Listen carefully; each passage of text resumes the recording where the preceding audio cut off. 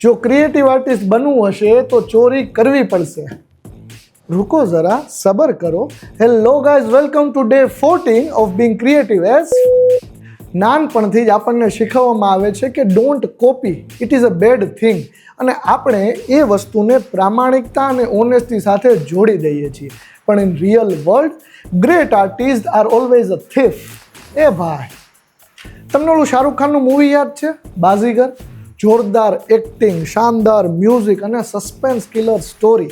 એ movie જોયા પછી આપણને વિચાર આવ્યો હતો કે વાહ, શું મૂવી બનાવ્યું છે. પણ એ મૂવી પણ હોલિવૂડના મૂવી અ કિસ બિફોર ડાઇંગની સસ્તી સાદી કોપી છે.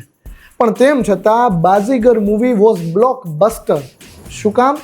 કારણ કે ડિરેક્ટરે સીધું કોપી કરી અને પેસ્ટ નથી કર્યું. એણે ઇન્ડિયન ઓડિયન્સ મુજબ મસાલા, તડકા અને ડ્રામા એડ કર્યા. મતલબ કે રિશ્તા વહી પર સોચ કુછ નહીં. ઉબરમાંથી ઓલા, એમેઝોનમાંથી ફ્લિપકાર્ટ અને ઝોમેટોમાંથી સ્વિગી. આ સ્માર્ટલી કરેલ કોપી પેસ્ટ નથી તો શું છે?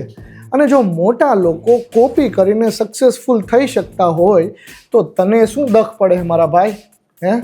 Everything in this world is a copy, nothing is original. તો તમારી આજુબાજુ જે દેખાય એને સ્માર્ટર, ફાસ્ટર અને બેટર વેથી એક્ઝિક્યુટ કરવાની ટ્રાય કરો અને એમાં તમારો પર્સનલ ટચ એડ કરશો તો તમારું કામ થઈ જશે. So try to steal like an artist. આ વિશે તમારું શું માનવું છે? Let me know in the comment sections. બાકી